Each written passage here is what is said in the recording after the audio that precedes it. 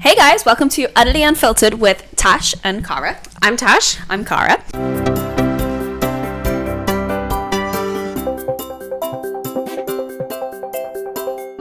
And this episode is all about how to make friends in your 20s. Yes, it Not is. an easy feat. Not at all.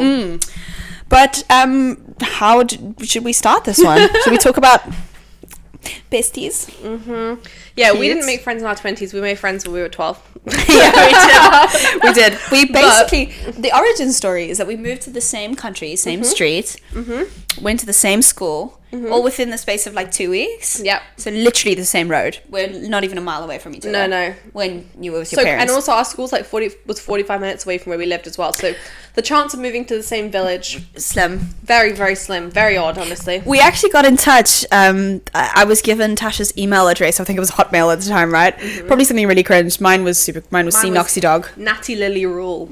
Oh yeah, I can't remember very that. cringe. And I emailed Tash long fucking email about my life and let's be friends. And Tash I just got ghosted. I never received that email. That old trick. To this day, I have don't never. just get lost. You must have sent it to the wrong email address. You must have done I'm being .co.uk gaslit. or I'm being something. gaslit. It was my Honestly, fault. I never received it. Anyways, it was really cute. But then Somehow you forgave me. I forgave you. It seems like now you had more to forgive me for like spider scares and walking in on you peeing in the bathroom and stuff. Yes. We've caught up about We've that kind a of separate dabbled time. some of our law in throughout the episodes. Maybe one day we'll do a full Our law law. recap. Yeah, we should. OMG, first impressions and everything. We have some crazy stories over our time. We so. we do, right? I'm pretty sure we've kissed before, at least twice. Probably. I liked it. Because Cara's a closeted lesbian. So. Yeah, I'm not even closeted at this point, but not a lesbian. Probably a bit of both. Anyways, another podcast. We bonded over Enrique Iglesias. We did, yes. That was the very first time that we got. I mean, we painted each other's nails. I'm not really a nail painter type friend, but I am. I was like, let's go with it. Yeah. I was an Enrique Iglesias type friend, so I was happy with that. God, he's hot. Is he still, by the way? No idea. I've I not don't seen know. We him should look him recently. up. Yeah. I hope he didn't have a glow up and then slump. Guys he's seem a bit to improve with older now, age. Yeah, so- but they get better, don't they, sometimes? Unless he's gotten a bit tubby. Oh, sometimes that's quite cute though. Beer belly Sometimes, vibes. Yeah. If you could pull it off. Joey from Friends, he really... Oh my god, he did. No, he I'm going declined. to take a picture. They all did they not? I don't think Enrique any of them got better Iglesias. except for Brad Pitt, but he's a little bit controversial. The girls all got better, but that's a little bit of work done, which no judgment. Fair play I to you. can't see any pictures of him now. They're all old pictures of him. His PR team have probably banned them from all things. Is this him now? Yeah, he's still hot. It's all good, guys. Yeah, he still is. It's all good. He's Anna Kournikova. Isn't she a tennis player? Yes. Is that his partner? Crazy. Okay. Well, anyways, we shall diverge. Diverge? We shall diverge. Yeah, we shall divulge. We've divulged enough. I feel like I've divulged enough. Maybe it was probably me just hitting on you the whole time, let's be honest. I'll accept it now. I'll accept it. I've come to terms with the fact. I would you love to because know, I am the prize. You are the prize. You are the prize. I'm very lucky. No, I did kiss a girl recently at a hen party. Did you? And because she kissed all of us because she just, some girls get drunk and then they just kiss other girls. Yes. She's one of them. So we each got a little turn, but gross. But anyways, apparently I don't kiss well. I'm very fucking offended. Oh Yeah. my god! Right? Oh my god! She was like, too much tongue. I was like, You were obviously way too keen. You were like, I really yes, was. I was like, this try, is my mommy. chance. I have a photo. I was mounted on the ground. What is happening? Yeah, no, Okay. genuinely. I I'm. didn't enjoy it. I This didn't episode enjoy it. is. My I'm mind sorry, is I know. blown right now. Let me find it for you. You have a picture of it on your music account. Well, you can't see, like, this is the before. No, okay, well, I can get the actual photo. You talk a little bit, I'll find the photo. Oh, I'm so baffled. Honestly, I have no idea where we're at in this conversation at all. You chitty. What are we even on? What even topic are we? Our friendships. Well, I guess we should, Yeah. we should say now Okay. that if there are any bi or lesbian women in the audience who take a fancy to Cara, Call me. hit her up. They're not going to want to, though. That's so depressing. Damn. Anyways. If anyone's open for an open relationship. Okay, fine. This is not the actual, but this was the before. Right? What is happening? I was mounted. You live a very wild life, Cara. Yeah, I do. Wow, God, hardly, honestly. I'm feeling very boring now in comparison. That's wild as it gets. Right, friendships. Okay, how do we get here? how do we get away from here? Okay, well. Oh, I was telling. Okay, yeah. There's a couple of ways to make friends in your 20s. One of which is to mount them. One of them is just to mount them on the ground and force your tongue down their throat. Apparently, that's a great way to make friends in your 20s. I thought it was a fantastic way to make friends. I'm still friends with that person today. And I was the Mountee, not the Mounter. Just to clarify. That. Only consensually. It was consensual. It's consensually mounted. After a lot of alcohol.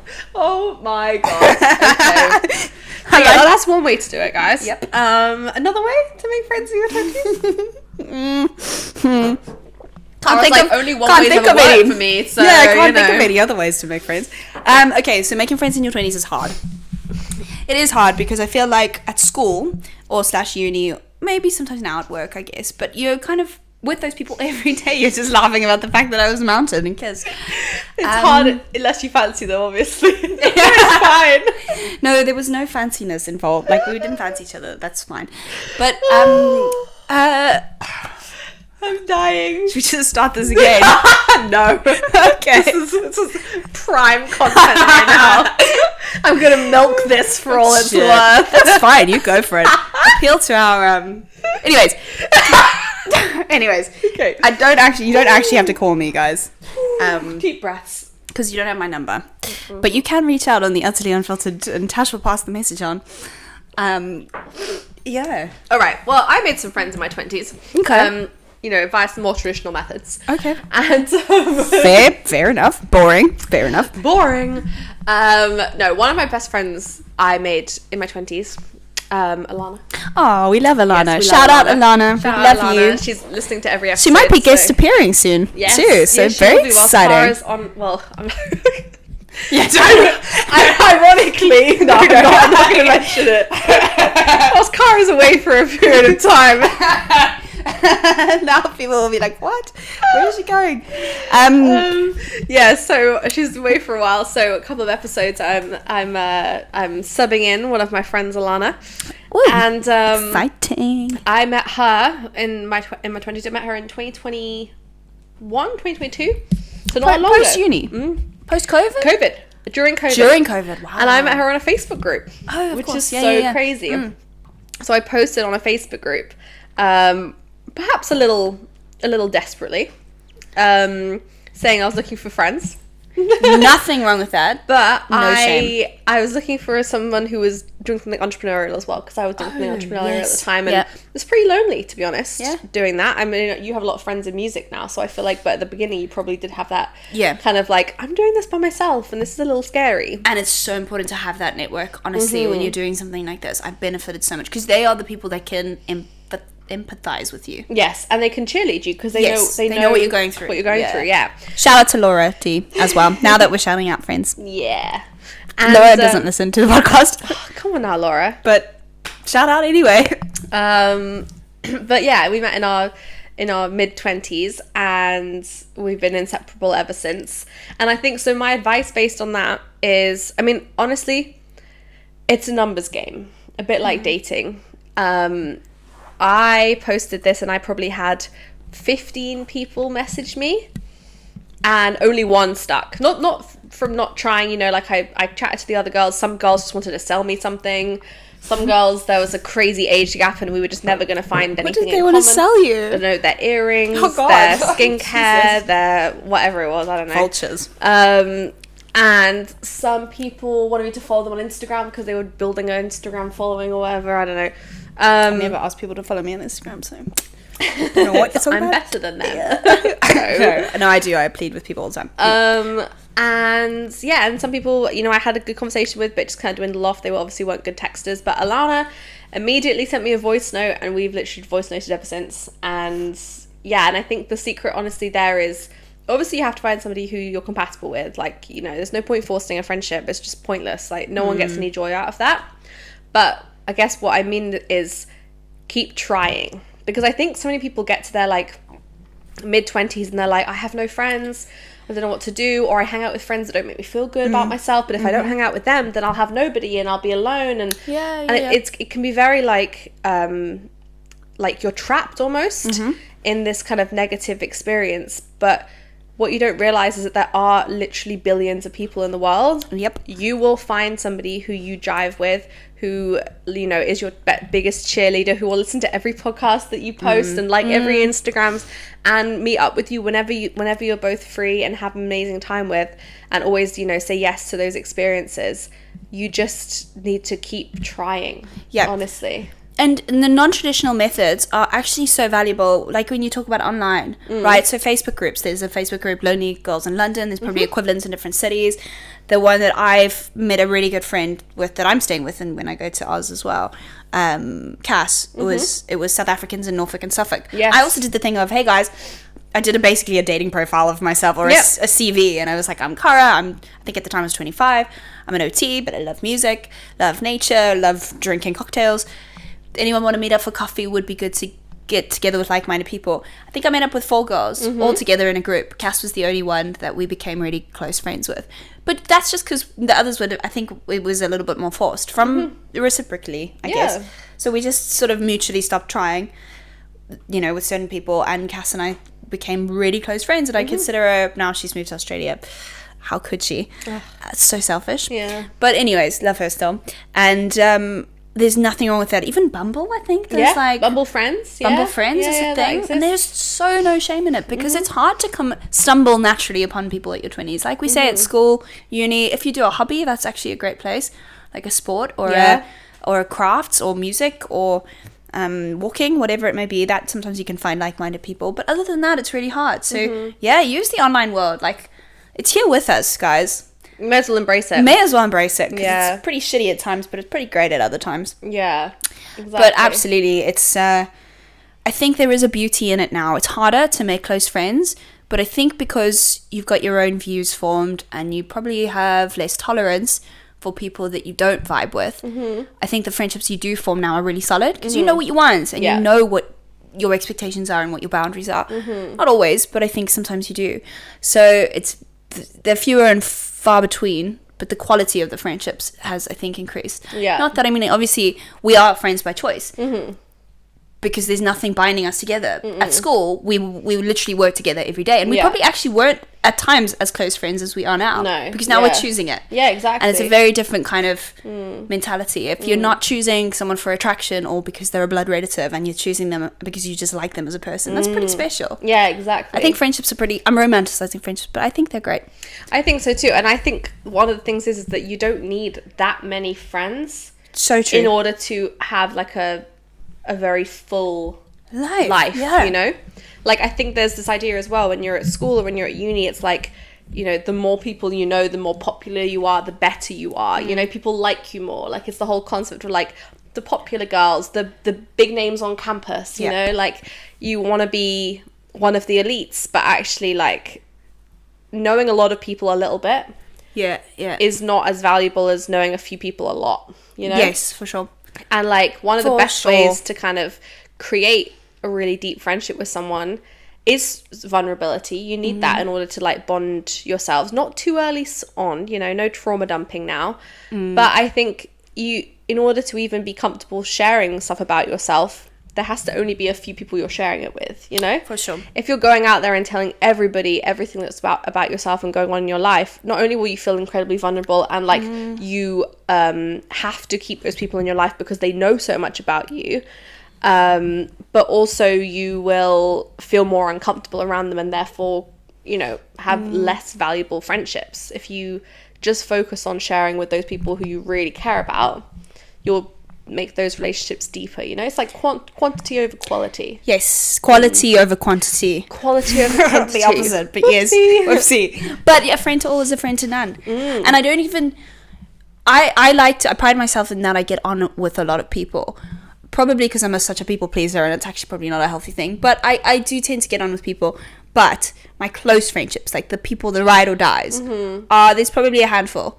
And I'm so happy with that, because also I don't have energy. No. I do not have energy to go and like be besties with like 10 people. I just don't. Like 2 or 3, perfect. And also, why would you need to? No, you don't. This like, is it. It's not necessary. I think it's always, it's always good to have people who are in proximity. That's always handy. It's always good to have people who have similar interests in you, because then you can make memories and do things together. Mm-hmm. But outside of that, like, I think that, again, it kind of comes back, we talked about it so many times before, but like this idea of like work on your relationship with yourself, and then you'll have more authentic relationships with other people. Because if you feel like you need somebody else in your life because you cannot hack it alone, you're going to end up with an unhealthy relationship with reliance. someone. You're of reliance. You can't possibly go shopping by yourself. You have to go shopping with a friend. You can't possibly have a Friday night alone. You have to have a Friday night with a friend, and you become over dependent on them. And I just don't think I think it should be a joy always. Yes. Like, hanging out with a friend should always be a joyful thing, because like you said, you're not linked by blood or by attraction and relationship, and therefore, like, it's almost like, obviously people have pros and cons about them, but in friendships you actually can afford to focus even more so on the pros. Because that's true. Realistically, there's nothing bonding you to that person other than the fact that you want to hang out with them. That's true. So be super picky, 100%.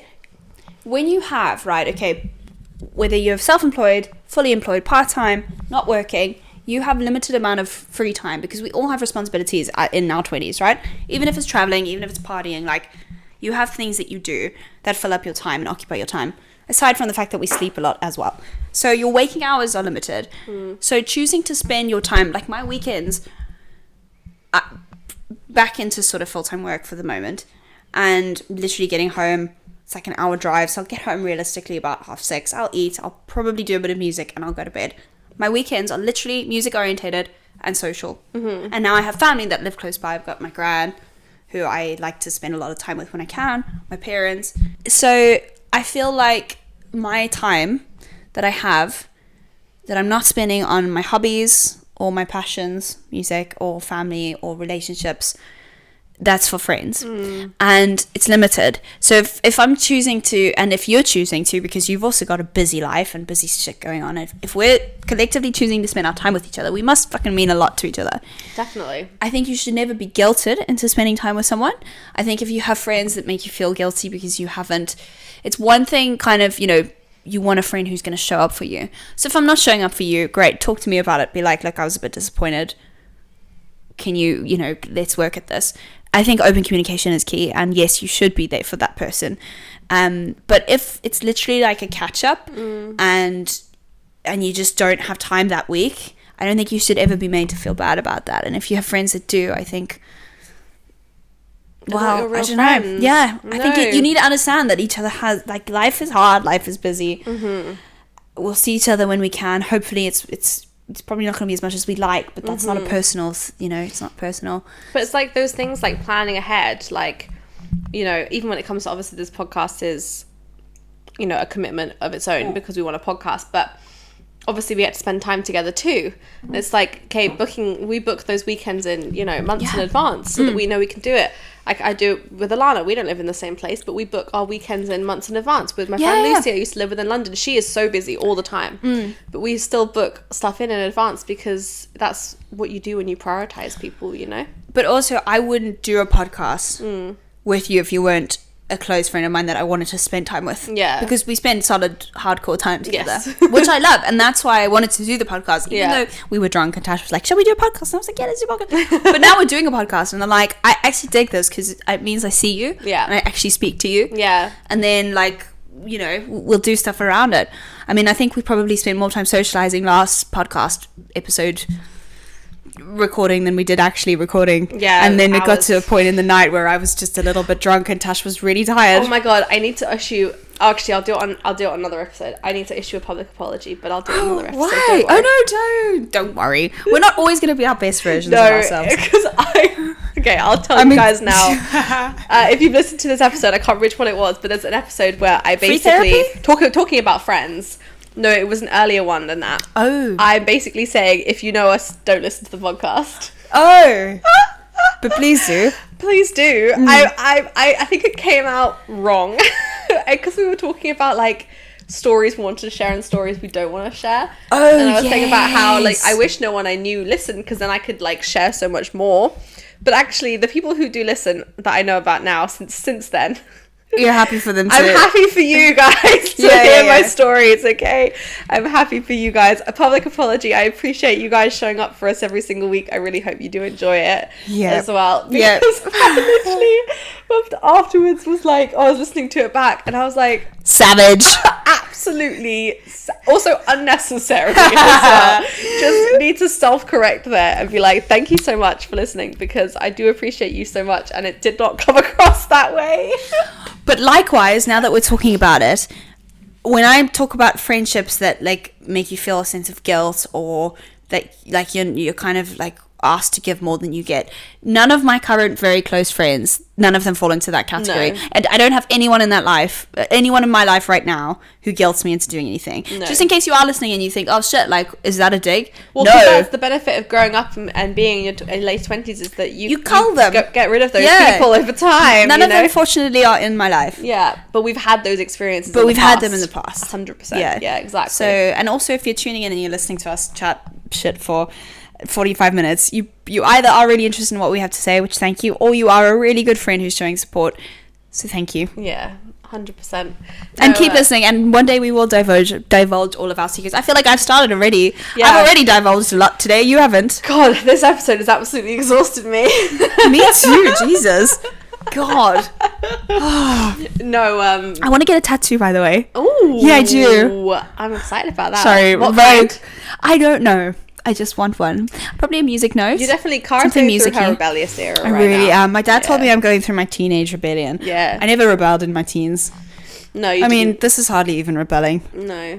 But I like to think it is, because it makes me feel like I'm doing rogue shit with my life. This is the thing, actually, if we want to throw back to friendships in your 20s as well. One of the benefits, and this doesn't actually apply to us, because luckily we managed to grow in the same / an accepting direction. Yeah. But, you know, the Cara who I knew when I was 12 to 18 is not the same Cara that I now know at 27, That's 28. True. And I'm pretty sure I'm the same. I think I have maybe slightly more consistency over the years. Yeah. I've changed persons. She is a completely different person. She's actually just done a complete 360. I think conspiracy theory wise, 180. Yeah, 360 would be full circle. Yeah. Maybe I'll get back to who I was. Maybe you will. But honestly, I think sometimes someone, an alien abduction occurred. They took me up into this spaceship, changed my brain, sent me back down. We're like, again. Here you go. Deal with life now. Fuck me. I think it's true, though. I mean, maybe not the alien abduction, but you are completely different. But this is one of the benefits of making friends in your 20s versus only committing to people that you've made friends with when you're younger. Yeah. Is that...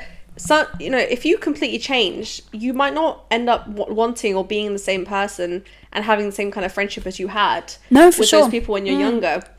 And therefore, you know, you need to have space to do that. That's okay. Like, it's okay to grow apart, and it's okay to be like, you know what, it's like people say friends are in your life for a season, a reason or a lifetime. I love that. And I think the season one is, I mean, reason obviously, yes, because you learn things from bad friendships often, and I think that's a lot of the time what reason is. But season, I think, is so true. Like, if you're younger and you feel bad that you're not keeping in touch with someone you went to kindergarten with, it's like, well, you know what, that was a season in your life in which you both loved to play with trucks in the sand. But you know what, you're adults now, you're on different paths.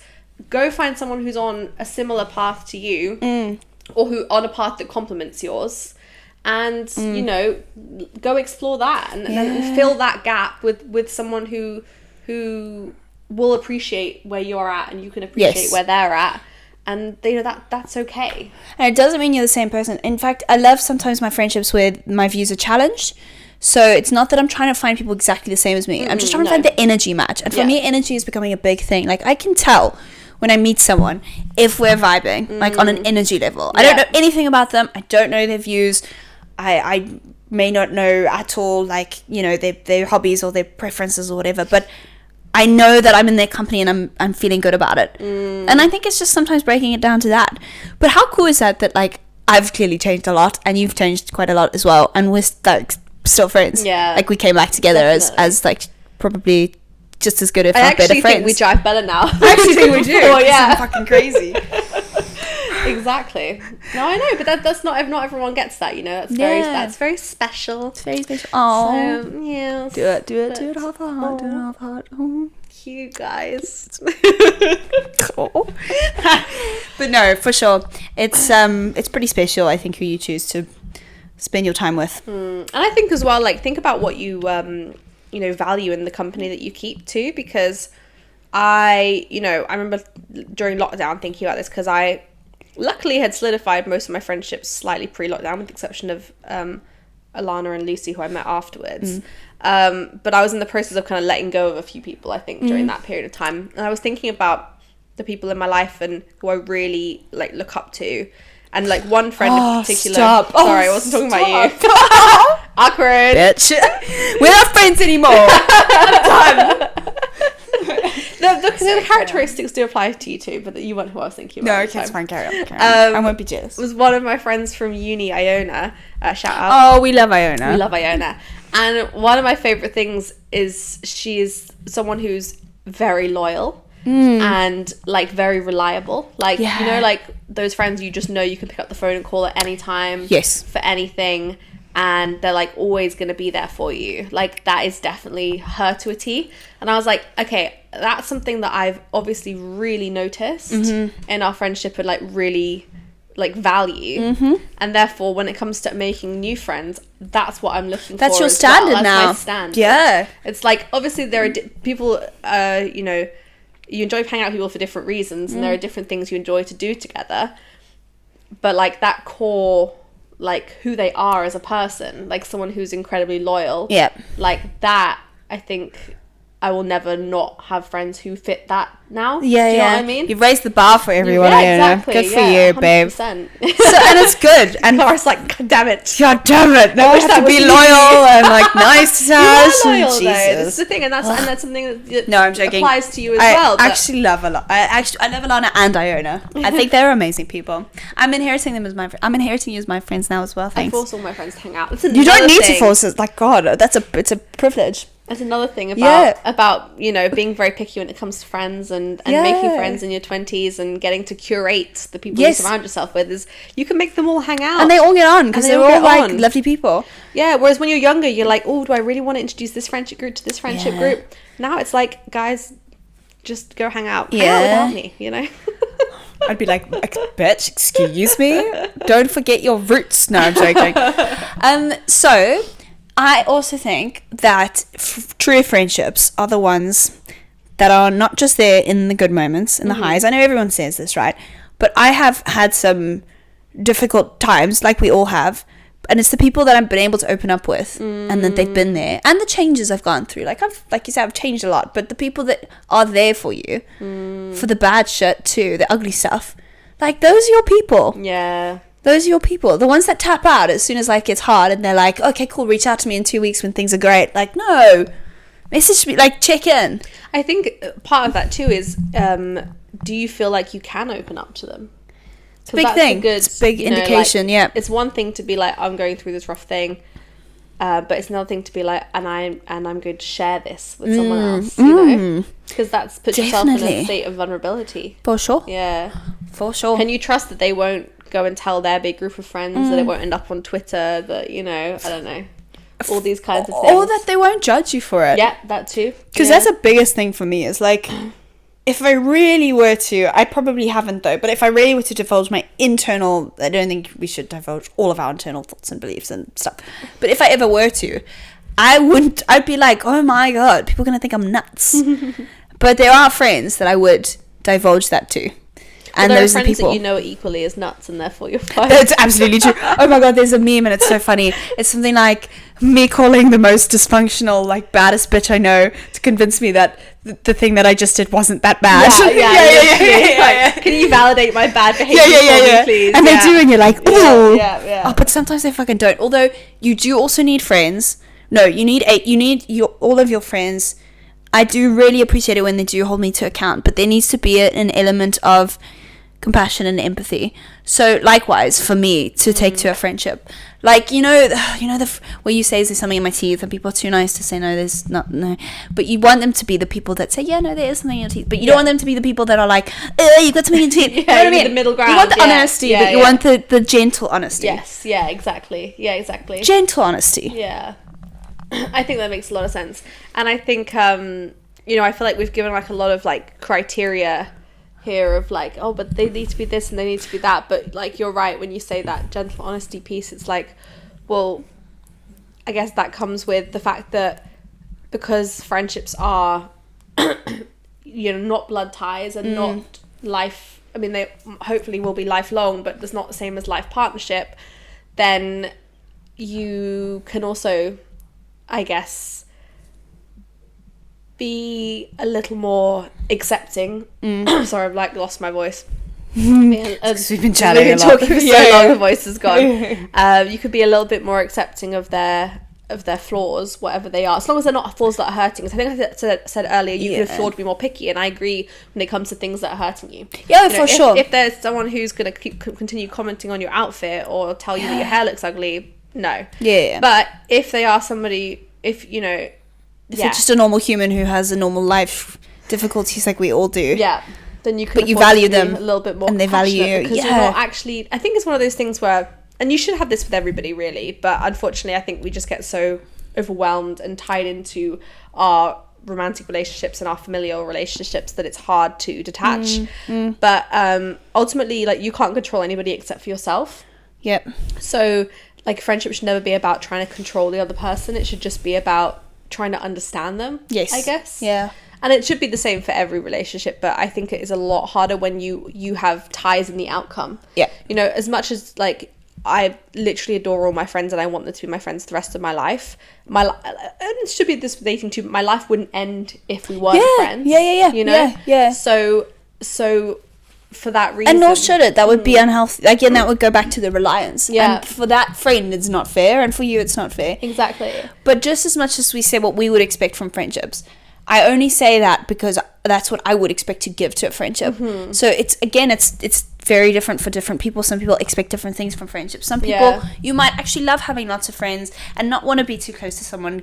Like, that's great. Like, that's you. This is literally our personal, what we want, and that's because it's what I would want to give. So I would, just as much as I would expect one of my friends to be compassionately honest with me, I would want to be that for them. I don't always do a good job at it, but that's what I would strive to be. Likewise, if a friend understands that I'm busy and I'm I'm trying my best, but I will reach out to them when I can. Vice versa, I would want them to feel like they don't need to be speaking to me every day, and that I will be understanding when they have shit going on. Yeah, it's such a reciprocal relationship. Yeah. I'm not sitting here and saying I need friends that are this and this and this, but I just get to like sit here and chill and be me. Like, I have to put in just as much as you do. So that's a very good point, and I think on that, when it comes to the whole topic was obviously making friends in your 20s. Think a little bit about the kind of friend that you want to be in your 20s as well. Yeah. Like, what does that look like for you? Do you have the capacity to, have new people in your life? If you're going to respond to that message on a Facebook forum or invite that girl out or say yes to that coffee with that girl from work or whatever it is, can you see that fitting into your life? Yeah, do you have space? Do you have space for that in your life? Yeah. And because they might get really invested. Sorry to interrupt you, but you don't want to set an unrealistic expectation that you can be that for that person if you can't. Well, this is the thing, and that's what I was saying. Like, I said I put a thing on a Facebook group and I had like 15 people reply, and Alana's the friend I kept from that. Now, I only wanted one friend necessarily out of that. It wasn't 15 of them, but there were girls on there who replied. We started talking, and then they just kind of like were very slow at responding or could never commit to a day to meet up or whatever. We're not even met yet, so we didn't even know if we liked each other's company yet or not. But they obviously just couldn't actually commit the time or energy. And it's like, that's obviously fine. I got Alana. I'm very happy. But like, can you actually fit that into your life? Do you actually want that in your life? Like, it's very important for sure. Like, if you're happy with your, 2 childhood friends, then be happy with your 2 childhood friends. You don't have to make new friends in your 20s unless you really want to. You know what I mean? it's not, there's that pressure of like, again, I need to have people who are in the same stage as life with me, you know, like, because obviously, especially in late 20s, everyone's doing different things. Yep. Some people are married with kids, some people are traveling the world. Yeah, so vastly different. Some people are running marathons. Yeah. And I have friends that are both, by the way, or that are all doing all of the above. Yeah. And I think some people do say, you know, having friends in the same stage of life from you is very important. And I think to some extent, I can imagine it must be lonely if you don't have any mum friends and you have a kid. For sure, yeah. But if you have really good friends, you know, I know that if one of my friends had a kid, I would still hang out with them and their kid, even though I don't have a kid. Do you know what I mean? Yeah. Like, that's what a good friend is. That's what that loyalty piece that stays with you, regardless of the life stage you're in. You know, I went traveling the world for a year. I still had the same friends when I came home. I still kept in touch with them somewhat whilst I was away. You know, you even came out and visited me whilst I was out there, you know. Like, I remember FaceTiming one of my friends on New Year's Day and like another one on Christmas, and you know, we were still doing these things even though we're in different life stages. It's a little bit unconditional. Again, with the caveat that if it's harming you, then, and you need to get out of that relationship, then yes. But if that person is just not the best version of themselves, because we're all going to have that, and you stick with them, like, that's pretty important, you know, and you have a little bit of leniency for the fact that they're also going through life like you are, and they're not always going to make the right decisions. But I think an interesting point someone else raised to me once was about how interesting it is that we don't, and I feel like this would be the perfect opportunity in your 20s, because you're you have the language ability now, you have the maturity, depends whether the other person does too, and they have the open communication that can meet you there. But wouldn't it be amazing if we could actually set out expectations or discuss expectations? So if I just met you and I'm doing music, I'm trying to figure out my life, I'm also working on the side, like, if I just met you and we got on really well and I wanted to have you as a friend, but I couldn't commit the time to be like, you know, 24/7 dedicated to texting you or whatever, that's an exaggeration. Wouldn't it be amazing if I could say, okay, hey Tash, you know, I've got this and this going on, my weekends are pretty full up until like Jan next year, you know, I'm always here if you want to chat, but do you mind if we touch base in Jan? Because, you know, I'm pretty busy until then, but in Jan, like, let's go for coffee, like, that'd be great. And you set out the expectations. We quite often dive into things without actually talking about what this is going to mean to each person, because that person could think that that's great, you're besties. And I've had it before in the past where maybe I haven't been so clear with that person and they've expected to spend time with me, and that situation involves someone who's just moved to the city, wanted someone to show them around, and like, you know, but I didn't have the capacity to do that, but I also didn't have the language or the confidence or whatever to express that I can't be that for them. How many situations and conflicts and hurt would you avoid if we could just say, look, I'm really fucking busy, or like oppositely, if I could say, oh Tash, I'm really wanting a really close friend, like, I'd love to do you know, every, like, once a week, let's have a catch up, like every Friday let's do like a drinking session, or let's do pottery or whatever, like, and then you could say to me, oh, I can't dedicate that much time to you, I'm so sorry. Like, how cool would it be if we could say that? But we don't say that, so we just both fumble our way through this blindly, not you and me obviously, but in general when you meet someone, and like, it could mean different things to different people. It's a good point. I've actually started, I like what you were saying next, I can imagine like things like, for example, if you live somewhere with a weekly pub quiz, like having someone to go to that with and that kind of thing. Something and my alarm's going off. Tash used to leave to get her hair done, so talk about priorities. Right now, so I'm just gonna finish this thought and then we're gonna sign off. But something I've started doing is just making those suggestions. Like, if you want those things, just make those suggestions. If that makes sense. I know you're technically talking about the opposite. Well, you're about denying those things. No, because I'm offering, and it's a yes or a no. You know what I mean? And you'd be surprised how many people will say yes. So, like, last time when my friends came to visit, I wanted to do like a little manifestation 2025 vision board session. So we did that. I want to do that. So much fun, right? Let's do a podcast on it. It was so good. It was so good. And something completely random, we've never done it before, but I was like, I just want to do this. Do you want to do this? Yeah, cool, let's do it. And we did it. I've got another friend coming to visit in December, and we're going to have a Christmas night, and I just texted her and I was like, do you want to wear matching PJs? She was like, love that idea. Yes. And we've been trying to find matching PJs. And they're just like little things that, like, you know, people can obviously say no if they're not down for it, but it's like fun to have friends who like want to do those things with you, you know, and you're on the same wavelength. But that's my point. Absolutely. It's not to say, oh, so-and-so wants to do all these fun things with me and I don't want to, and I should probably tell them. It's more like, making sure we're on the same page, that we want the same thing from this friendship. Yeah. Do I want that friend? And yes, most of the time, absolutely, I want that friend that I can wear matching outfits with and do vision boards. Like, yeah, that's the shit. But there'll be other friends that I can't dedicate that. And maybe we're really different. So maybe we're just friends at a distance and we meet once in a while for coffee. Yeah. And that looks a bit different, because friendships can look different to each other. They don't always have to fit a box. But yeah, I guess that's ultimately, it's just open communication, isn't it? Which I think is the foundation to every kind of relationship. Not that it's always easy to do. No. But also vibes, I think, tell you a lot. Yeah, too. energy, right? Yeah. Like, we go back to that energy, and I dig the energy stuff now. I'm really getting into it. I feel like you can tell if someone's having a good time or not. Oh, what's my energy like? Right now, my energy is Tasha's distracted about panicking because she needs to go and do her hair. Okay, cool. Thank you so much for joining us, guys. You'll have different hair next time tomorrow when I see you. Well, I'm gonna have some really nice layers. Ooh, same ends are gonna go. Same color. Yeah. Yeah, I like the color. Thank you. You're super brilliant. Cool, guys. Thank you so much. Yes, thank you for watching. Don't forget to like, subscribe, follow, comment, everything in all between. the above. Cool, and text me. And text Cara, yes, if you're interested. Shocking behaviour. I'm Cara, so sorry. Absolutely shocking. I'm flirting with our potential podcast guests, who are women specifically. Oh, all right. We love you so much. Thank you for watching. Thanks, and guys. we'll see you next week. Bye.